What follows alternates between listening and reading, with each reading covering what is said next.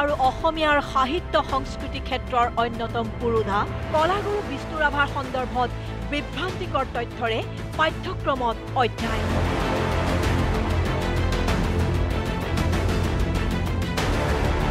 গুৱাহাটী বিশ্ববিদ্যালয়ৰ স্নাতক মহলাৰ গ্ৰন্থত ভুল আৰু বিভ্ৰান্তিকৰ তথ্য সন্নিৱিষ্ট হোৱাৰ সন্দৰ্ভত সংবাদ মাধ্যম তথা ছ'চিয়েল মিডিয়াত এতিয়া বিস্তৰ প্ৰতিক্ৰিয়া।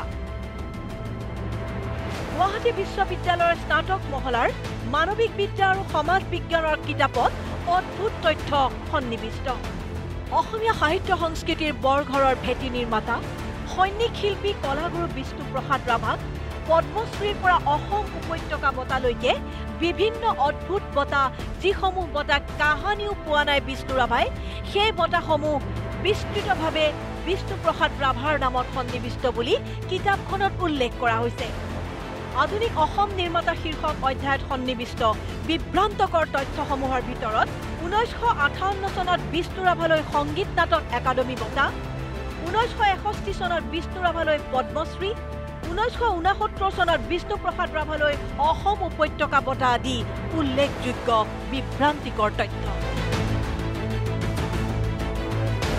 ইমৰান হুছেইন, দীক্ষিতা বুঢ়াগোহাঁই আৰু ডক্টৰ ইব্ৰাহিম আলীৰ সম্পাদনাত প্ৰকাশিত এই গ্ৰন্থখনত আনকি বিষ্ণু প্ৰসাদ ৰাভাই বিষ্ণু প্ৰসাদ ৰাভা বঁটা পোৱাৰো কথা উল্লেখ আছে।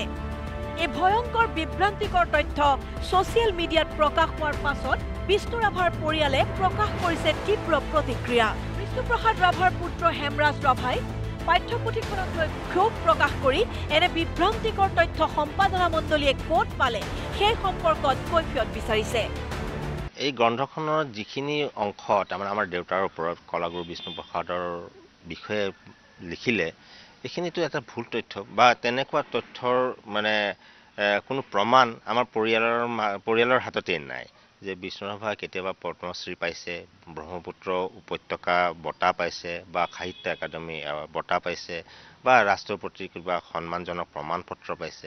তেনেকুৱা ধৰণৰ কোনো তথ্য আমাৰ হাতত নাই। বিষ্ণু ৰাভাক বিষ্ণু ৰাভা হিচাপে ৰাইজে সন্মান কৰি আহিছে, তাৰ কাৰণে কোনেও প্ৰমাণ পত্ৰ বিচৰা নাই আৰু বিষ্ণু ৰাভাক তেনেকৈ স্বীকৃতি দিছে।